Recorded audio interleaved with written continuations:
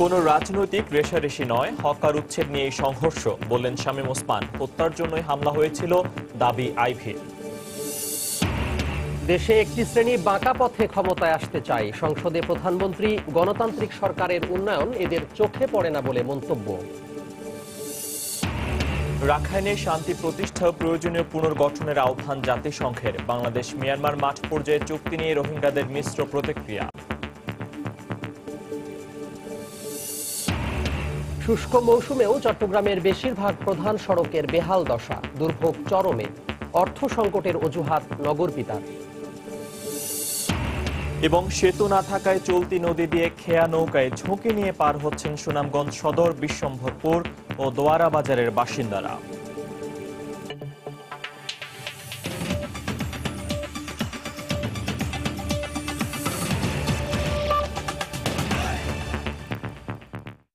বাংলার সময় সঙ্গে আছি আমি ফয়সাল মোর্শেদ এবং আমি তোহা খান তামিম। দেশে একটি শ্রেণী বাঁকা পথে ক্ষমতায় আসতে চায় বলে মন্তব্য করেছেন প্রধানমন্ত্রী শেখ হাসিনা।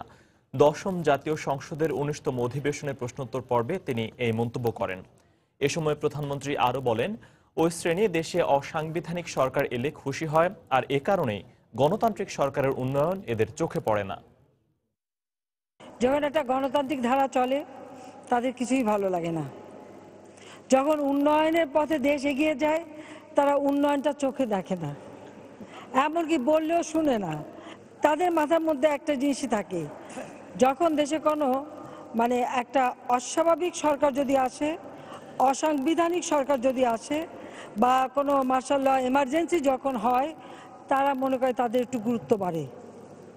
কারণ তাদের ক্ষমতা যাবার ইচ্ছা আছে, পতাকা পাবার ইচ্ছা আছে, সব ইচ্ছা আছে, কিন্তু সেই ইচ্ছা পূরণ হয় না। কারণ পূরণ করতে গেলে জনগণের কাছে যেতে হবে, ভোট চাইতে হবে, ভোটে নির্বাচিত হয়ে আসতে হবে, নির্বাচন করে আসার মতো সেই যোগ্যতা তাদের নেই। তাই ব্যাকা পথে ক্ষমতায় যাওয়ার পথটা কোথায়, সেই অলি গলি অনবরত খুঁজতে থাকি। আর এই অলি গলি খুঁজতে যেয়েই আপনি হাজার উন্নয়ন করেন, তার উন্নয়ন চোখেই নাকি দেখে না। নারায়ণগঞ্জে গতকাল দুপক্ষের সংঘর্ষের ঘটনা কোনো রাজনৈতিক রেষারেষির কারণে ঘটেনি। হকার উচ্ছেদের সময় সংঘর্ষ হয় বলে সংবাদ সম্মেলনে দাবি করেছেন সংসদ সদস্য শামীম ওসমান। এদিকে অপর এক সংবাদ সম্মেলনে নারায়ণগঞ্জ সিটি কর্পোরেশনের মেয়র ডাক্তার সেলিনা হায়াত আইভী বলেছেন, তাকে হত্যার উদ্দেশ্যেই হামলা চালানো হয়েছিল। হামলাকারীদের বিরুদ্ধে আইনগত ব্যবস্থা নেওয়ার কথাও জানান তিনি। দুপুরে আলাদা দুটি সংবাদ সম্মেলনে কথা জানান তারা। এই ঘটনায় জেলা প্রশাসনের পক্ষ থেকে 3 সদস্যের একটি তদন্ত কমিটি গঠন করা হয়েছে। হকার উচ্ছেদ নিয়ে মঙ্গলবার নারায়ণগঞ্জ সিটি মেয়র সেলিনা হায়াত আইভী ও 4 আসনের সংসদ সদস্য শামীম ওসমান পক্ষের সংঘর্ষের পর বুধবার পাল্টাপাল্টি সংবাদ সম্মেলন করেন দুজন। সিটি কর্পোরেশন কার্যালয়ের সংবাদ সম্মেলনে আইভী দাবি করেন, সংঘর্ষের সময় সন্ত্রাসী নিয়াজুল তাকে হত্যার জন্যই অস্ত্র নিয়ে এগিয়ে এসেছিল, কিন্তু আইভীর সমর্থকদের কারণে সে ধরা পড়ে যায়। আইভী জানান, ফুটপাত থেকে হকার উচ্ছেদ পূর্ব ঘোষিত এবং তাদের জন্য বিকল্প ব্যবস্থাও নেওয়া হয়েছিল, কিন্তু সংসদ সদস্য শামীম ওসমান অযাচিতভাবে হকার বসানোর ঘোষণা দিয়ে পরিস্থিতি উত্তপ্ত করেন। প্রায় 1-150 লোক উইন্ডেড হয়েছে এবং আমি নিজেও, ভাই, আমার মামা, আমার ভাইজারা, আমার একদম কাছের কর্মীরা মুখ চিনে চিনে দেখে দেখে যেন তাদের মারা হয়েছে। এবং আপনারা দেখছেন আজকে সব পত্রিকাতে আছে যে কিভাবে নিয়াজুল পিস্তল নিয়ে আগে আসছে আমাকে গুলি করার জন্য।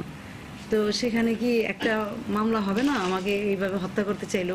অপর এক সংবাদ সম্মেলনে সংসদ সদস্য শামীম ওসমান দাবি করেন, রাজনৈতিক রেষারেষি নয়, হকার উচ্ছেদ নিয়েই এ সংঘর্ষ হয়। হকারদের পক্ষে নিজের শক্ত অবস্থানের কথাও জানান তিনি। একটা এখন সাজানো হলো নিয়াজুল ভার্সেস নিয়াজুল শামীম ওসমানের কর্মী। নো, নিয়াজুল আমাদের কর্মী ছিলেন। নিয়াজুল একটা প্রতিষ্ঠিত ব্যবসায়ী, একটা মার্কেটের মালিক। নিয়াজুলকে প্রথমে 10 মিনিট ধরে মারা হয়েছে। আমার কাছে এই ফুটেজ আছে। 10 মিনিট যখন তাকে মারা হচ্ছে, 3 দফা মারা হয়েছে, সে অস্ত্র বের করে নাই। চতুর্থ দফায় তার লাইসেন্স করা অস্ত্র সে বের করেছে। এটা হকারদের ব্যাপার, গরিব মানুষের পক্ষ নিয়েছি, এটাই আমার স্যাটিসফ্যাকশন। মঙ্গলবার বিকেলে মেয়র আইভীকে নিয়ে নগরীর বঙ্গবন্ধু সড়কে হকার উচ্ছেদ অভিযান শুরু করে সিটি কর্পোরেশন। এ সময় তাদের বাধা দেন হকাররা। এক পর্যায়ে দুপক্ষের সংঘর্ষ শুরু হয়। খবর পেয়ে ঘটনাস্থলে গিয়ে পরিস্থিতি নিয়ন্ত্রণের চেষ্টা চালায় পুলিশ। এ সময় তাদের লক্ষ্য করে ইট পাটকেল ছোড়ে হকাররা। পরে কাঁদানো গ্যাস ও ফাঁকা গুলি ছুড়ে দুপক্ষকেই ছত্রভঙ্গ করে পুলিশ। গত 25শে ডিসেম্বর থেকে নারায়ণগঞ্জ শহরে হকার উচ্ছেদে অভিযান শুরু করে সিটি কর্পোরেশন। সময় সংবাদ, নারায়ণগঞ্জ। এদিকে নারায়ণগঞ্জে হকার উচ্ছেদের সময় সংঘর্ষের ঘটনায় দায়ীদের বিরুদ্ধে ব্যবস্থা নেওয়া হবে বলে জানিয়েছেন আওয়ামী লীগের সাধারণ সম্পাদক ওবায়দুল কাদের। সকালে রাজধানীর ধানমন্ডিতে আওয়ামী লীগ সভানেত্রীর রাজনৈতিক কার্যালয়ে এক বৈঠকে তিনি একথা বলেন। এ সময় ঘটনা জানার পরপরই দলের পক্ষ থেকে ব্যবস্থা নেওয়া হয়েছে বলে উল্লেখ করেন তিনি। আইভি আর শামীমের যে ঘটনাটা ঘটেছে অত্যন্ত অনভিপ্রেত এবং অনাকাঙ্ক্ষিত, এবং এ ধরনের ঘটনা দলের মধ্যে ঘটা, অভ্যন্তরীণ কলহ এভাবে জনসমক্ষে আসা, এটা খুব খারাপ হয়েছে। দুজনকে ফোন করে বলেছি এ ধরনের অনভিপ্রেত এই যে পক্ষ বিপক্ষ এখানে মারামারি, এটা স্টপ করতে হবে। তারপর আমরা কালকে দেখব কে অপরাধী, উভয়কে ডাকবো এবং বিষয়টা খতিয়ে দেখব। নারায়ণগঞ্জের এই সংঘর্ষ সংসদ সদস্য শামীম ওসমান ও সিটি মেয়র সেলিনা হায়াত আইভির ব্যক্তিগত সমস্যা থেকে হয়েছে বলে মন্তব্য করেছেন স্থানীয় সরকার, পল্লী উন্নয়ন ও সমবায় মন্ত্রী খন্দকার মোশাররফ হোসেন। দুপুরে নিজ কার্যালয়ে তিনি সাংবাদিকদের কথা বলেন। ইতোমধ্যে জেলা প্রশাসকের কাছে প্রতিবেদন চাওয়া হয়েছে জানিয়ে তিনি বলেন, প্রয়োজন হলে এই ঘটনায় সরকার হস্তক্ষেপ করবে। আমার যতদূর মনে হয় তাদের ব্যক্তিগত সমস্যার থেকে এই ঘটনাটা ঘটতেছে। হকার উনি সরাবেন, উনি নির্বাচিত মেয়র, আবার যিনি বাধা দিতেছেন উনি ওই অঞ্চলেরই নির্বাচিত প্রতিনিধি। জবরদখল করে তো কেউ কোনো কাজ করা ঠিক না। হকাররা যে কাজটা করতেছে তাদের জন্য তো ফুটপাত করা হয় নাই, ফুটপাত করা হয়েছে যে নাগরিকদের চলাচলের সুবিধার জন্য। যদি হকাররা ওখানে বসে আর মেয়র যদি এটা বাধা দেয়, মেয়র তো তার আইনগতভাবে সে তো তার সঠিক জায়গায় আছে। এবার রোহিঙ্গা প্রসঙ্গ। 2 বছরের মধ্যে রোহিঙ্গা প্রত্যাবাসন শেষ করার বিষয়ে বাংলাদেশ মিয়ানমারের মধ্যে মাঠ পর্যায়ে চুক্তি নিয়ে মিশ্র প্রতিক্রিয়া জানিয়েছেন পালিয়ে আসা রোহিঙ্গারা।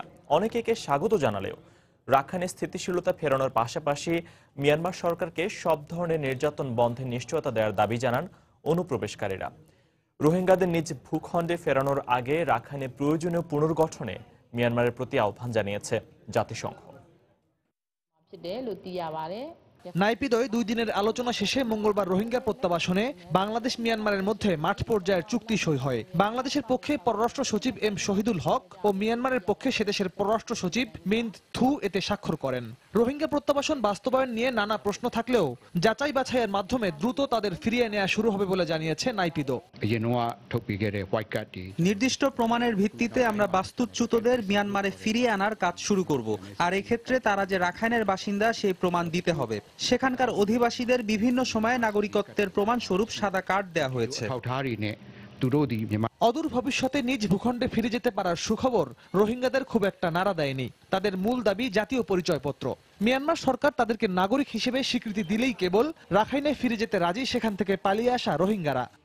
আর এখন হইলে এখন যাইব না, আর তৈরি আছি সরকার যদি হয় বাংলাদেশ সরকারে 23 তারিখ না তোরা তখন আগে হলে আর যাইব না। এটা মানে আর 151 ফ্যামিলি আছে, 90 ফ্যামিলি পর্যন্ত আর যাইব না তৈরি আছি। ওই বাসুরি আলিখিনে যদি আর নির্যাতন করে আর বার্মা সরকারের কথা দিলে আর যাইব। এদিকে নিরাপদে রোহিঙ্গা প্রত্যাবাসন সম্পন্ন করতে জাতিসংঘের তদারকির উপর গুরুত্ব আরোপ করেছেন সংস্থার মহাসচিব আন্তোনিও গুতেরেস। মঙ্গলবার নিউ ইয়র্কে জাতিসংঘ সদর দফতরে বছরের প্রথম সংবাদ সম্মেলনে তিনি রাখাইনে শান্তি প্রতিষ্ঠা ও প্রয়োজনীয় পুনর্গঠনের ব্যবস্থা নিতে মিয়ানমার সরকারের প্রতি আহ্বান জানান। আমরা মনে করি বাংলাদেশ থেকে রোহিঙ্গাদের মিয়ানমারে ফেরত পাঠানোর প্রক্রিয়ায় জাতিসংঘ শরণার্থী সংস্থা UNHCR এর অংশগ্রহণ অত্যন্ত জরুরি। এই প্রক্রিয়া বাস্তবায়ন করতে কিছু মৌলিক বিষয় নিশ্চিত করতে হবে। সফলভাবে এই পুনর্বাসন সম্পন্ন করতে মিয়ানমার সরকারকে অত্যন্ত দায়িত্বশীল ভূমিকা রাখতে হবে। একই দিন মিয়ানমারের রাখাইনে মানবাধিকার কর্মীদের প্রবেশাধিকার ও সেখানে ত্রাণ সরবরাহের অনুমতি দিতে মিয়ানমার সরকারের প্রতি আহ্বান জানিয়েছে UNHCR। রিয়াদুল ইসলাম, সময় সংবাদ। বাংলা সময়ে আরো থাকছে। খুলনায় রাষ্ট্রায়ত্ত 8টি পাট কলেজ শ্রমিকদের লাগাতার কর্মবিরতি, দাবি আদায়ে ট্রাকে করে বিক্ষোভ মিছিল।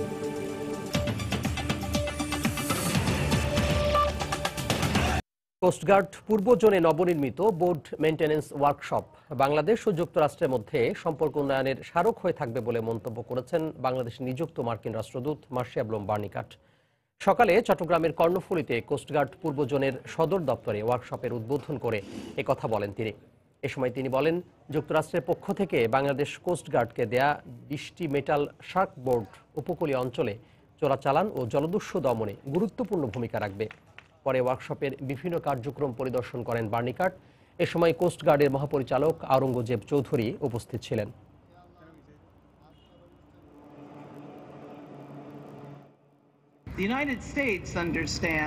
ওয়ার্কশপটি বাংলাদেশ ও যুক্তরাষ্ট্রের সম্পর্ক উন্নয়নে একটি স্মারক হয়ে থাকবে। এই ওয়ার্কশপ যুক্তরাষ্ট্রের অর্থায়নে নির্মিত, কিন্তু এটি পরিচালনা করবে বাংলাদেশ। বোট মেইনটেন্যান্স ওয়ার্কশপ বাংলাদেশের নৌপথে নিরাপত্তা আরও জোরদার করবে।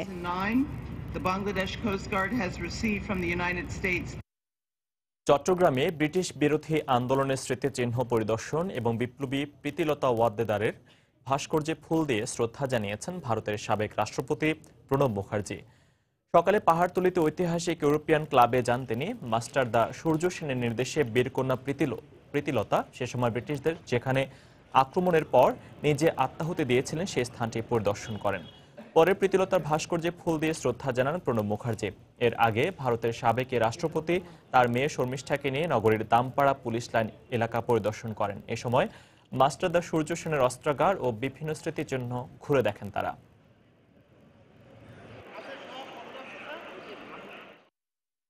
এটাকে আমরা জাদুঘর হিসেবে করার আমাদের পরিকল্পনা আছে এবং এটাকে আরও কিভাবে এটাকে দৃশ্যমান করা যায়, এটা একটা হেরিটেজ হিসেবে যারাই আসবে তারা এই স্মৃতিটা দেখতে পারবে।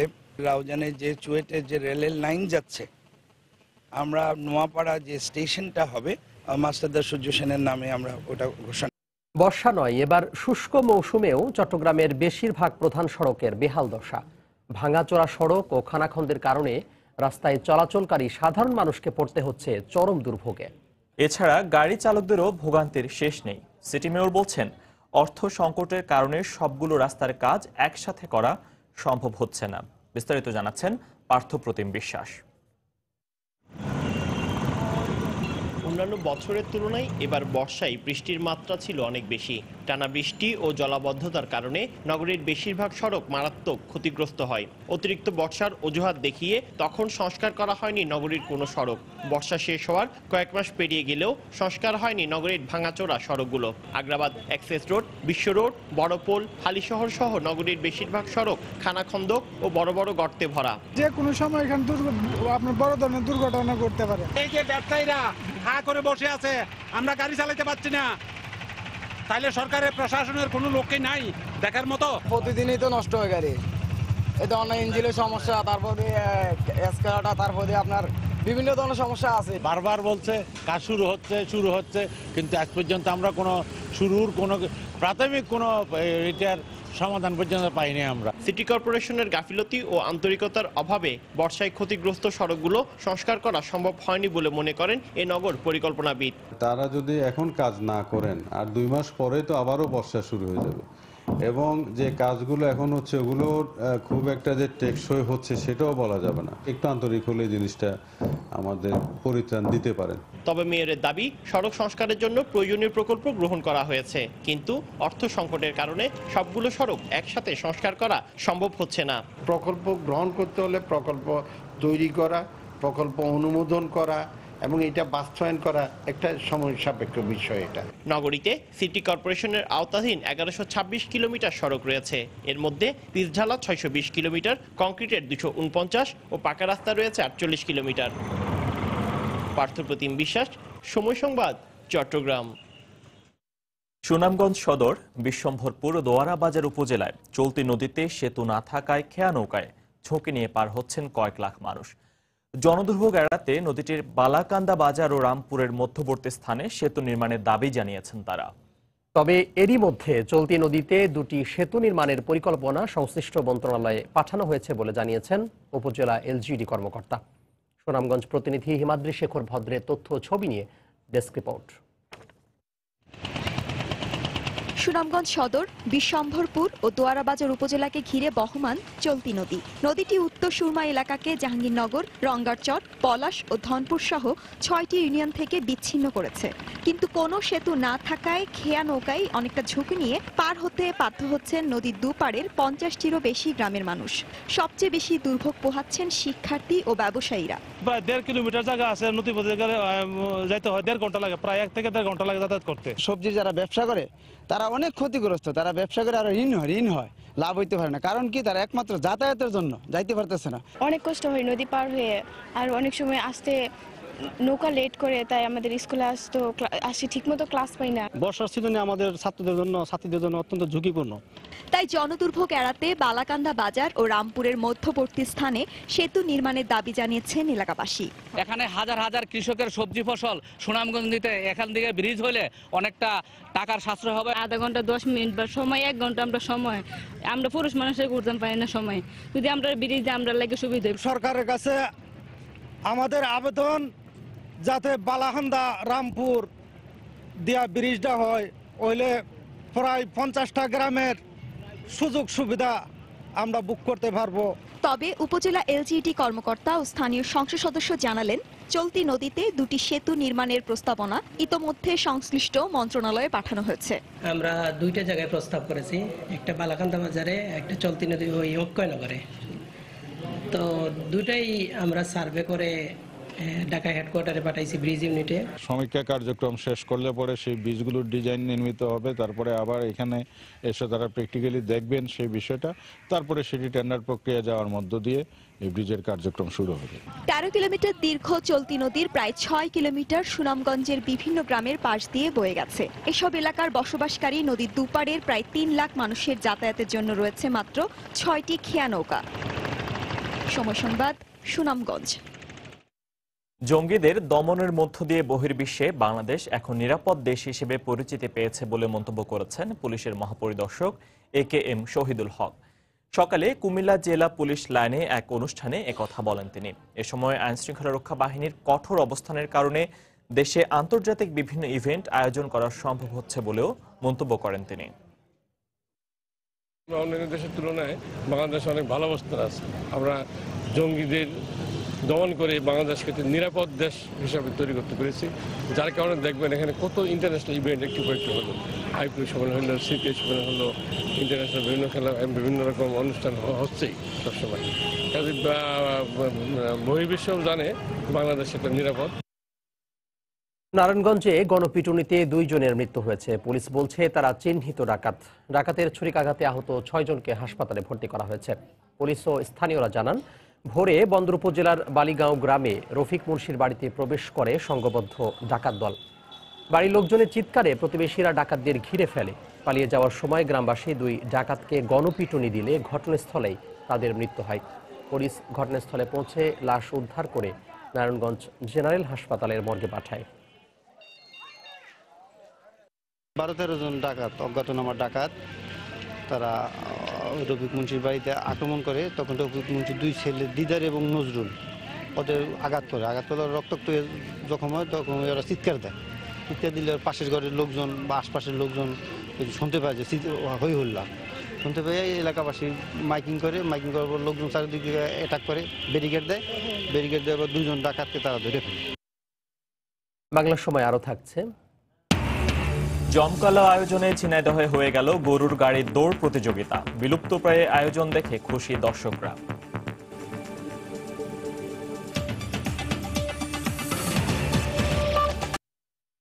তাপমাত্রা বাড়ায় শীতের তীব্রতা কমলেও কুয়াশায় বিপর্যস্ত উত্তরাঞ্চল সহ বিভিন্ন এলাকার জনজীবন। এদিকে রংপুরে আগুন পোহাতে গিয়ে দগ্ধ এক নারী চিকিৎসাধীন অবস্থায় মারা গেছেন। তাপমাত্রা বাড়লেও ঘন কুয়াশায় ঢাকা চুয়াডাঙ্গার আশপাশ। কনকনে বাতাসে শীতের মধ্যেই বাইরে বের হচ্ছেন কর্মজীবীরা। জেলায় আজ সর্বনিম্ন তাপমাত্রা রেকর্ড করা হয়েছে 8 ডিগ্রি সেলসিয়াস।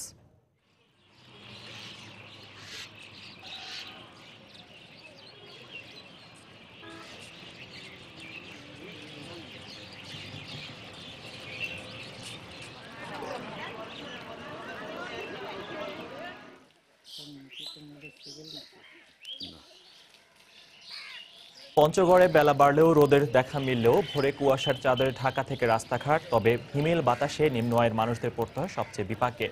রাস্তার পাশে খড়কুটো জ্বালিয়ে চলে শীত নিবারণের চেষ্টা। নওগাঁয় ঘন কুয়াশায় দুর্ঘটনা এড়াতে হেডলাইট জ্বালিয়ে চলাচল করে যানবাহন। শীতের তীব্রতা থাকায় কাজে যেতে না পারায় বিপাকে পড়েন শ্রমজীবী মানুষ।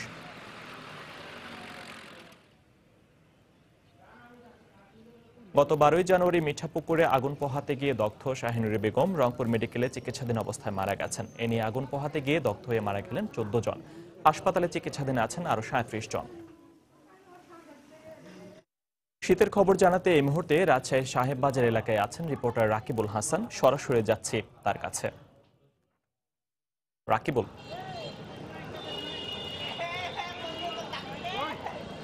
ধন্যবাদ ফয়সাল। রাজশাহীতে আজকে সর্বনিম্ন তাপমাত্রা রেকর্ড করা হয়েছিল 8.8 ডিগ্রি সেলসিয়াস আজ ভোর 6টায়, এবং এখন কিন্তু সেই তাপমাত্রাটি বেড়ে 17.5 ডিগ্রি সেলসিয়াসে এসেছে, এবং মধ্যবেলায় কিন্তু দিনের সেটি 19.5 ডিগ্রি সেলসিয়াস ছিল, আবারও 2 ডিগ্রি সেলসিয়াস কমেছে। আবহাওয়া অফিস যেটি বলছে যে আসলে তাপমাত্রা বাড়লেও কিন্তু এই যে সন্ধ্যার পরে যে কনকনে হিমেল বাতাস, সেটির কারণে কিন্তু আসলে শীত অনুভূত হচ্ছে, এবং ভোরের দিকে যে ঘন কুয়াশা এবং তীব্র যে বাতাস, সেই বাতাসের কারণে কিন্তু শীত অনুভূত হচ্ছে।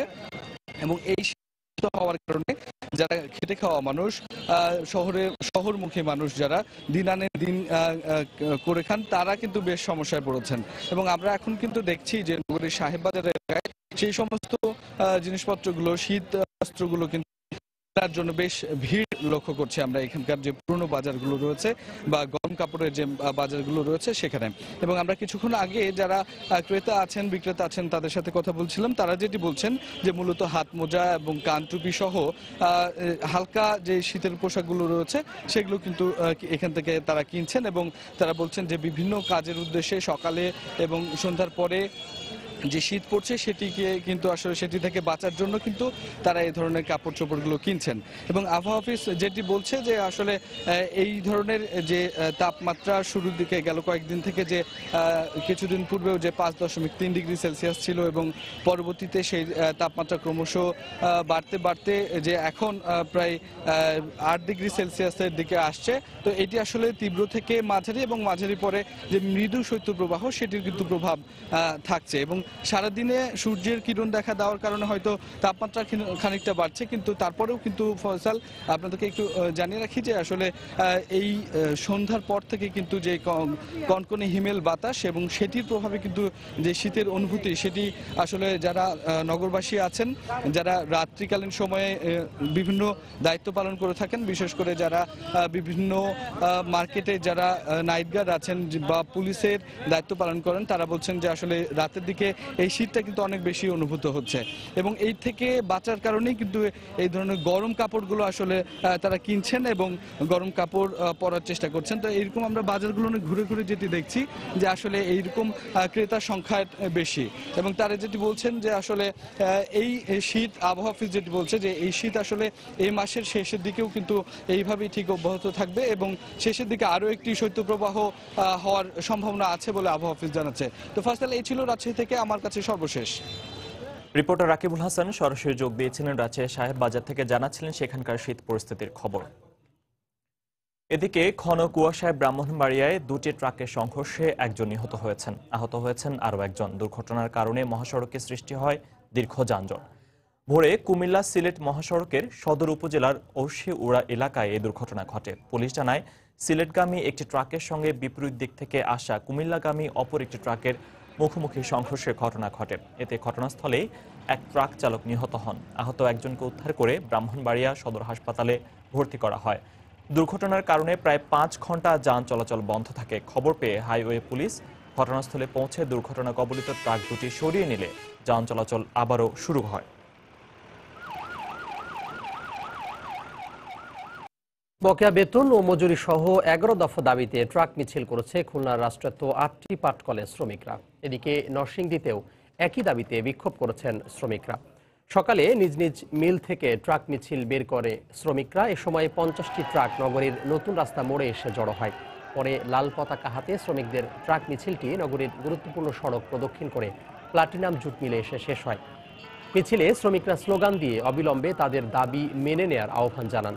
আজ 21 দিনের মতো কর্মবিরতি পালন করছে রাষ্ট্রায়ত্ত 8টি পাটকলের শ্রমিকরা।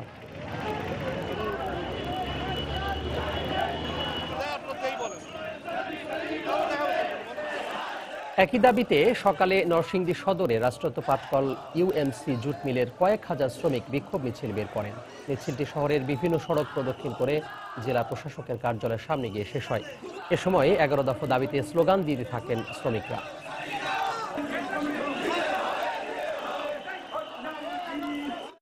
সাভারে 3 শতাধিক অবৈধ গ্যাস সংযোগ বিচ্ছিন্ন করেছেন ভ্রাম্যমাণ আদালত। এ সময় বাড়ির মালিক ও ভাড়াটিয়া সহ 3 জনকে জরিমানা করা হয়েছে। উপজেলা নির্বাহী কর্মকর্তা শেখ রাসেল হাসান জানান, বিকেলে আশুলিয়ার দক্ষিণ গাজীর চট এলাকায় অভিযান চালানো হয়। এ সময় প্রায় 5 কিলোমিটার এলাকার 3 শতাধিক অবৈধ গ্যাস সংযোগ বিচ্ছিন্ন করা হয়। জব্দ করা হয় ঝুঁকিপূর্ণ গ্যাস পাইপ, রাইজার ও চুলা। অবৈধ গ্যাস সংযোগ নেয়ার দায়ে বাড়ির মালিক ও ভাড়াটিয়া সহ 3 জনকে 22,000 টাকা জরিমানা করেন ভ্রাম্যমাণ আদালত। 200-300 বাড়িতে এক একটা বাড়িতে 5 থেকে 10টা করে চোলা আছে, সবগুলো আমরা বিচ্ছিন্ন করেছি। 10,000 টাকা করে জরিমানা করেছি। আর একজন ভাড়াটিয়া তাকে পেয়েছি, সে ওই বাড়িতে গ্যাসের লাইন ব্যবহার করছিল এবং সে হাতে নাতে ধরা পড়েছে। তাকে আমরা ভাড়াটিয়া হিসেবে 2,000 টাকা জরিমানা করেছি। প্রাকৃতিক বিপর্যয় কাটিয়ে চাঁদপুরে আলু চাষিরা আবারও ঘুরে দাঁড়িয়েছেন। গত মাসের হঠাৎ বৃষ্টিতে ক্ষতির মুখে পড়েন এই জনপদের কয়েক হাজার কৃষক। এতে আলু চাষ নিয়ে অনেকটা হতাশায় পড়েন তারা। তবে লাভজনক হওয়ায় শেষ পর্যন্ত সব বাধা পেরিয়ে আবারও ঘুরে দাঁড়িয়েছেন কৃষকেরা। বাম্পার উৎপাদন হবে বলে আশা করছেন কৃষি কর্মকর্তা। ফারুক আহমেদের তথ্য এবং নাইমুল ইসলাম নীরবের ছবি নিয়ে ডেস্ক রিপোর্ট।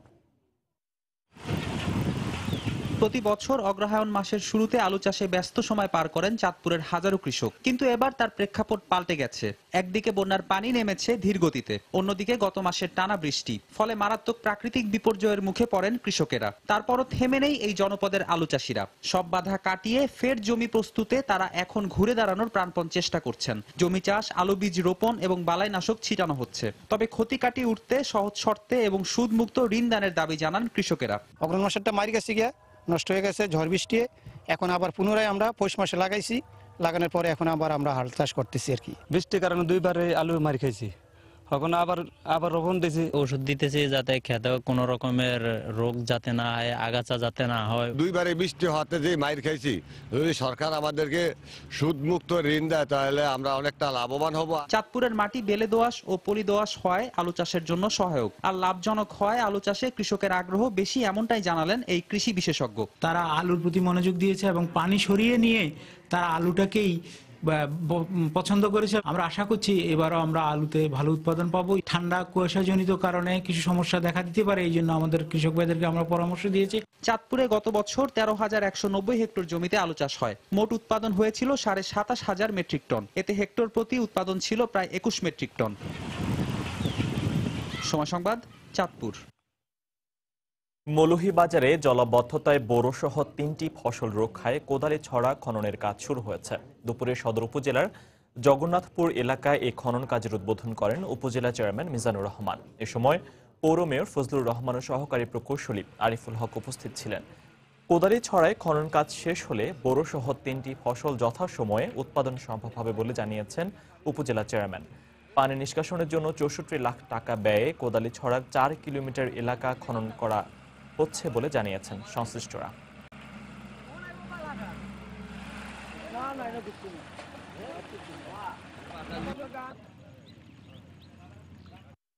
ইনশাআল্লাহ এবারগুলো খনন কাজ সমাপ্ত হলে মৌলভীবাজার শহরের 9টি ওয়ার্ড জলাবদ্ধতা হবে না, মোস্তাফুর ইউনিয়নেও জলাবদ্ধতা হবে না এবং মানুষ ভালোভাবে কৃষি কাজ করতে পারবে। আমি আশা করি এই প্রকল্প বাস্তবায়ন যদি আমরা কমপ্লিট করতে পারি, জলাবদ্ধতা নিরসন হবে, প্লাস কৃষি কাজ তারা করতে পারবে, আরও ফলাফল পাবে। বিএডিসির অর্থায়নে 4 কিলো কোদালি ছড়া পুনঃখনন করা হচ্ছে। এটা যদি ঠিকমতো পুনঃখনন করা যায়, প্রায় 400 হেক্টর জমি অনাবাদি জমি চাষের আওতায় আসবে। যশোর বেনাপোল মহাসড়কের 2300 শতবর্ষী গাছ কেটে ফেলার সিদ্ধান্তের প্রতিবাদে মানববন্ধন করেছেন সর্বস্তরের মানুষ। সকালে যশোর প্রেস ক্লাবের সামনে মানববন্ধনের আয়োজন করা হয়। এতে জেলা ওয়ার্কার্স পার্টি, ছাত্র ফেডারেশন সহ বিভিন্ন শ্রেণী পেশার মানুষ অংশ নেন। এ সময় ঐতিহাসিক যশোর বেনাপোল মহাসড়কের গাছগুলো শত বছর ধরে পরিবেশের ভারসাম্য রক্ষা করে আসছে বলে জানান বক্তারা। শতবর্ষী গাছগুলো রেখে মহাসড়ক নির্মাণ করা না হলে কঠোর আন্দোলনের হুঁশিয়ারি দেন তারা। মহাসড়ক সম্প্রসারণের লক্ষ্যে গত 6 জানুয়ারি জেলা প্রশাসকের কার্যালয়ে এক সভায় গাছ কাটার সিদ্ধান্ত হয়। এর আগে গত বছরের শুরুতে গাছগুলো কাটার সিদ্ধান্ত নিয়েছিল সড়ক ও জনপথ বিভাগ। এরপর বিভিন্ন মহলের প্রতিবাদের মুখে তা স্থগিত করা হয়।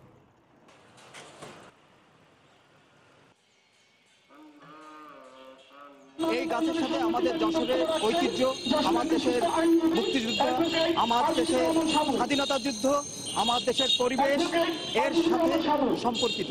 এটা হলো উন্নয়নের কারণে নয়, লুটপাটের কারণে এই চক্রান্তটা শুরু হয়েছে। এই গাছগুলো যে পাশে আছে তার অপর পাশ দিয়ে মাত্র 3 মিটার হচ্ছে যে প্রশস্ত করে এই রাস্তা তৈরি করা যেতে পারে, এবং এই করলে একদিকে যেমন রাস্তাটি হবে, অন্যদিকে এই মূল্যবান গাছগুলো, পরিবেশবাদী গাছগুলো বেঁচে যাবে।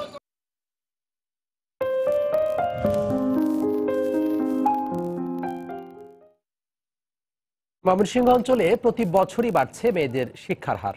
সরকারের নানামুখী পদক্ষেপ এবং নারী শিক্ষার বিষয়ে সচেতনতা বৃদ্ধির কারণেই শিক্ষার হার বাড়ছে বলে মনে করেন শিক্ষক ও অভিভাবকরা। তবে যৌন হয়রানি ও বাল্য বিয়ে প্রতিরোধ করা গেলে নারী শিক্ষার হার আরও বাড়বে বলে মত বিশিষ্টজনদের। হোসেন আলীর ক্যামেরায় হারুনুর রশিদের রিপোর্ট। বিনামূল্যে বই, বিনা বেতনে পড়াশোনা, উপবৃত্তির সুবিধা সহ সরকারের নানা ধরনের পদক্ষেপ এবং অভিভাবকদের সচেতনতা বৃদ্ধির কারণে ময়মনসিংহ অঞ্চলে নারী শিক্ষার হার ক্রমাগত বাড়ছে। ময়মনসিংহে গত 5 বছর ধরে 1 থেকে 4% হারে প্রতি বছর মাধ্যমিক পর্যায়ে মেয়ে শিক্ষার্থীর সংখ্যা বেড়েছে। দলে দলে মেয়েদের শিক্ষা প্রতিষ্ঠানে যাওয়া আসার চিত্র এখন প্রতিদিনের। উচ্চশিক্ষা গ্রহণ করে নিজেকে প্রতিষ্ঠিত করার পাশাপাশি দেশ গড়ার স্বপ্ন মেয়েদের চোখে মুখে। আমরা বড় হয়ে অনেক সমাজে প্রতিষ্ঠিত হতে চাই, নারীদের জন্য আমরা কিছু করতে চাই, দেশের জন্য কিছু করতে চাই। আমরা লেখাপড়া করে খুব বড় হতে চাই। আমরা অভিভাবকরা এখন ছেলে মেয়ের মধ্যে কোনো প্রভেদ করি না, ভেদাভেদ করি না, সবাই সমান, শিক্ষার সুযোগ সবার জন্য। তবে যৌন হয়রানি ও বাল্যবিয়ে প্রতিরোধ এবং শিক্ষার বাণিজ্যিকীকরণ রোধ করা গেলে নারী শিক্ষার এই হার আরও বাড়বে বলে মত শিক্ষাবিদ ও নারী নেত্রীদের। নারীরা শিক্ষিত হচ্ছে বিদায় আমাদের অগ্রগতি হচ্ছে, আমরা উন্নতির শীর্ষে পৌঁছে যাচ্ছি। আমাদের দেশে যে নারীদের ক্ষেত্রে যৌন হয়রানি, ইফটিজিং, এই বিষয়গুলি যদি আমরা বন্ধ করতে পারি, নারীরা আরও শিক্ষার সুযোগ তারা লাভ করতে পারবে। এদিকে মাধ্যমিক স্তরে নারী শিক্ষার হার জাতীয় পর্যায়ের চেয়ে ময়মনসিংহে বেশি বলে জানান জেলা মাধ্যমিক শিক্ষা কর্মকর্তা। মাধ্যমিক পর্যায়ে আমাদের জাতীয় পর্যায়ে এখন নারী শিক্ষার্থী হলো প্রায় 53%। আমার ময়মনসিংহ জেলায় এই সংখ্যাটি প্রায় 54%। ময়মনসিংহে মাধ্যমিক স্তরে শিক্ষার্থী 6,26,202 জন। এর মধ্যে মেয়ে শিক্ষার্থীর সংখ্যা 3,39,874 জন, যা ছেলেদের চেয়ে প্রায় 54,000 বেশি। হারুনুর রশিদ, সময় সংবাদ, ময়মনসিংহ। বরিশালে আওয়ামী লীগ নেতা সুলতান হত্যা চেষ্টা মামলার প্রধান আসামির বাড়ি থেকে হামলায় ব্যবহৃত অস্ত্র ও গুলি উদ্ধার করেছে পুলিশ। গতকাল রাতে বাকেরগঞ্জ উপজেলায় অভিযান চালিয়ে অস্ত্র ও গুলি উদ্ধার করা হয়। আজ দুপুরে পুলিশ কার্যালয়ে সংবাদ সম্মেলনে বিষয়টি নিশ্চিত করেন পুলিশ সুপার সাইফুল ইসলাম।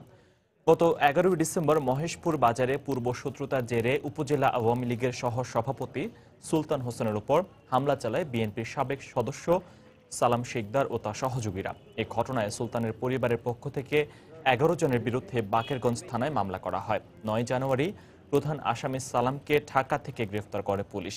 তাদের স্বীকারোক্তি অনুযায়ী গতকাল রাতে তার বাড়িতে অভিযান চালিয়ে অস্ত্র ও গুলি উদ্ধার করা হয়।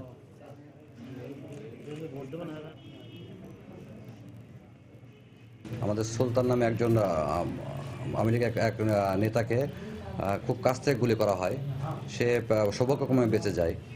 সেই মামলার প্রধান যে আসামি ছিল সালাম শিকদার, উনি ওই সেই গুলি থেকে ঠেকিয়ে গুলি করেছিল। তো তাকে আমরা ধরেছি এবং তার দেখানোর মতে সেই যে অস্ত্র ব্যবহার করা হয়েছে সেই অস্ত্র 1 রাউন্ড গুলি এবং ম্যাগাজিন সহকারে আমরা তাকে পেয়েছি। ফেনীতে বিপুল পরিমাণ মাদকদ্রব্য ধ্বংস করেছে বিজিবি। দুপুরে শহরের ভাষা শহীদ আব্দুস সালাম স্টেডিয়ামে মদ, ফেন্সিডিল ও গাঁজা সহ বিভিন্ন মাদকদ্রব্য ধ্বংস করা হয়। এসব মাদকদ্রব্য সীমান্ত দিয়ে ভারত থেকে বাংলাদেশে আনার সময় জব্দ করে বিজিবি।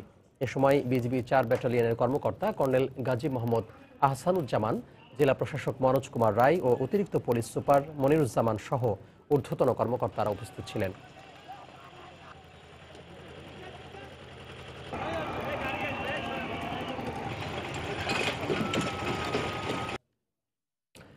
সাতক্ষীরার ভোমরা স্থল বন্দরে চাঁদাবাজি ও এক ট্রান্সপোর্ট শ্রমিককে মারপিটের প্রতিবাদে অনির্দিষ্টকালের জন্য কর্মবিরতির ডাক দিয়েছে C&F অ্যাসোসিয়েশন। সকালে সংগঠনের এক আলোচনা সভা থেকে ঘোষণা দেন নেতাকর্মীরা। এ সময় সংগঠনের সভাপতি কাজী নওশাদ দেলোয়ার অভিযোগ করেন, মঙ্গলবার রাতে জেলা ট্রাক মালিক সমিতির চাঁদাবাজির প্রতিবাদ করেন ট্রান্সপোর্ট শ্রমিক রুস্তম। এ সময় ওই শ্রমিককে মালিক সমিতির সাধারণ সম্পাদক রফিকুল ইসলাম ও তার সমর্থকরা মারধর করে বলে অভিযোগ করেন তিনি। এর প্রতিবাদে আজ থেকে ভোমরা স্থলবন্দরের সকল সংগঠন তাদের কার্যক্রম বন্ধের ঘোষণা দেন। ব্রাহ্মণবাড়িয়ায় একটি বিদ্যালয়ে ডিজিটাল ল্যাবের উদ্বোধন করা হয়েছে। দুপুরে সরাইল পাইলট বালিকা উচ্চ বিদ্যালয়ে শেখ রাসেল ডিজিটাল ল্যাবের উদ্বোধন করেন ব্রাহ্মণবাড়িয়া 2 আসনের সংসদ সদস্য জিয়াউল হক মৃথা। এ সময় বিদ্যালয় পরিচালনা কমিটির সভাপতি ও শিক্ষক শিক্ষার্থীরা উপস্থিত ছিলেন।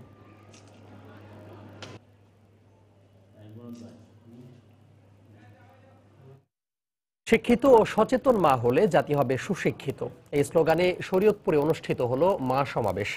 বেলা 11টায় নড়িয়া উপজেলার শহীদ নজরুল ইসলাম বালিকা উচ্চ বিদ্যালয়ে সমাবেশের আয়োজন করা হয়। এতে প্রধান অতিথি হিসেবে বক্তব্য রাখেন সংসদ সদস্য অ্যাডভোকেট নাভানা আক্তার। এ সময় নারীদের শিক্ষার হার বাড়াতে সবাইকে এগিয়ে আসার আহ্বান জানান তিনি। সমাবেশে শিক্ষার্থীদের অভিভাবক ছাড়াও বিভিন্ন রাজনৈতিক ও সামাজিক সংগঠনের নেতাকর্মীরা উপস্থিত ছিলেন। পাবনায় নানা কর্মসূচিতে বাংলা চলচ্চিত্রের কিংবদন্তি মহানায়িকা সুচিত্রা সেনের 4র্থ প্রয়াণ দিবস পালন করা হয়েছে। সকালে হেমসাগর লেনের বাড়িতে মহানায়িকার প্রতিকৃতিতে ফুল দিয়ে শ্রদ্ধা জানান সুচিত্রা সেন চলচ্চিত্র সংঘ। পরে তাদের নিজ কার্যালয়ে স্মরণসভার আয়োজন করা হয়। এ সময় বক্তারা বলেন, আইনি লড়াই শেষে সুচিত্রা সেনের বাড়ি দখলমুক্ত করা হলেও প্রশাসনের পক্ষ থেকে সংস্কারে কোনো উদ্যোগ নেওয়া হয়নি। নায়িকার বাড়িটি পূর্ণাঙ্গ ফিল্ম ইনস্টিটিউট করার দাবি তাদের। 2014 সালের আজকের দিনে 83 বছর বয়সে না ফেরা দেশে পাড়ি জমান উপমহাদেশের জনপ্রিয় নায়িকা সুচিত্রা সেন। রাজশাহীতে শুরু হলো 3 দিনব্যাপী বিজ্ঞান ও শিল্প প্রযুক্তি মেলা। আগামী 19 জানুয়ারি শেষ হবে এ মেলা। সকালে সায়েন্স ল্যাবরেটরি স্কুল মাঠে মেলার উদ্বোধন করেন বাংলাদেশ বিজ্ঞান ও শিল্প গবেষণাগার BCIR রাজশাহীর পরিচালক ডক্টর হোসনা পারভীন নূর। মেলায় জেলার 53টি স্কুল অংশগ্রহণ করে। এতে 60টি স্টলে বিভিন্ন স্কুলের শিক্ষার্থীদের উদ্ভাবিত বিজ্ঞান ও শিল্প প্রযুক্তি নির্ভর প্রকল্প তুলে ধরা হয়। এছাড়া মেলায় স্কুল শিক্ষার্থীদের দক্ষতা বৃদ্ধিতে বিভিন্ন সেমিনারের আয়োজন করা হয়েছে। ইলেকট্রোম্যাগনেটিক ট্রেন, এটা হচ্ছে একটা কয়েলের ইলেকট্রোম্যাগনেটিক নর্থ সাউথ পোল আর ব্যাটারির একটা নর্থ সাউথ পোলে চলবে। আমরা যে স্পিডটা এক্সপেক্ট করছি ওটা করতে পারে, তাহলে আমাদের ধারণা এটা 20 মিনিটের মধ্যে ঢাকা যেতে পারবে রাজশাহী থেকে। আমরা এমন একটা মডেল তৈরি করেছি যেখানে রাস্তাতে কিছু দূর পর পর একটা করে স্ক্যানার লাগানো আছে যেগুলো লেজারের মাধ্যমে কাজ করে। এখানে যখন একটা যানবাহন যাবে তখন এখানে অটোমেটিক্যালি সেটা স্ক্যানিং হবে এবং সেটার ভিতরে কি হচ্ছে না হচ্ছে সেটা সবকিছুই দেখা যাবে। ভবিষ্যতে আমরা কিভাবে আমাদের উন্নত করতে পারবো দেশটাকে, সেখান থেকে অনেক জ্ঞান আহরণ করতে পারছি।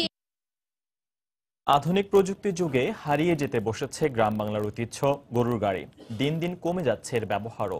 এই হারিয়ে যাওয়া ঐতিহ্যকে ধরে রাখতেই ঝিনাইদহে হয়ে গেল গরুর গাড়ির দৌড় প্রতিযোগিতা। বিলুপ্তপ্রায় এই খেলা দেখে খুশি দর্শকরাও। ঝিনাইদহ প্রতিনিধি লোটাস রহমান সোহাগের পাঠানো তথ্য ছবি নিয়ে ডেস্ক রিপোর্ট।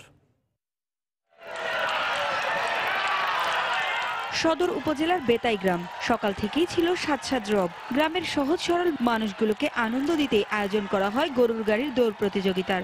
যশোর, ঝিনাইদহ, মাগুরা ও চুয়াডাঙ্গা থেকে বাছাই করা মোট 8টি গরুর গাড়ি এই প্রতিযোগিতায় অংশ নেয়।